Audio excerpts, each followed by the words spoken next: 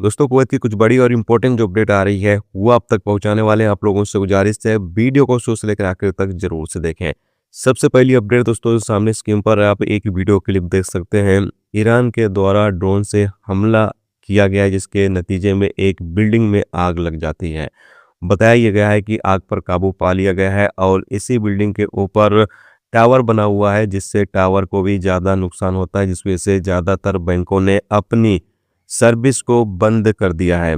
बताया यह गया है कि वक्ती तौर के लिए अस्थायी रूप से ज़्यादातर बैंकों ने अपनी सर्विस को बंद कर दिया है, क्योंकि टावर खराब होने की वजह से बैंकों की जो सर्विस है वो बंद कर दी गई है। और जैसे ही टावर सही होगा दोबारा से जो बैंक है वो अपनी सर्विस को बहाल करेंगे। तो एक बड़ी अपडेट आ रही है कि कुवैत के ऊपर हमला जो किया गया है उससे इस बिल्डिंग में आग लगी है। हालांकि बताया ये जा रहा है कि आग पर काबू पा लिया गया है। इसके साथ ही कुवैत एयरपोर्ट पर भी हमला किया गया है। कुवैत एयरपोर्ट पर मौजूद ईंधन के 2 टैंकर पर हमला किया गया जिससे काफ़ी ज़्यादा आग लगी हुई थी। बताया गया है कि वहाँ पर भी आग पर काबू पा लिया गया है।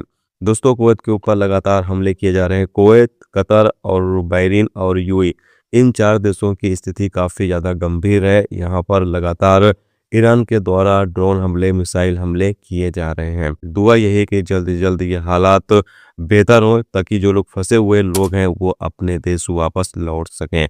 और भी कुछ ज़रूरी अपडेट होंगी दोस्तों तो बने रहिए चैनल पर। चैनल को सब्सक्राइब जरूर कर लें और फेसबुक पेज पर देख रहे हैं तो फॉलो करके जरूर रखें ताकि जो भी कुवैत की बड़ी छोटी खबरें आएँ वो आप तक पहुंचा सकें और आप लोग फौरन ही उन खबरों से अपडेट हो सकें।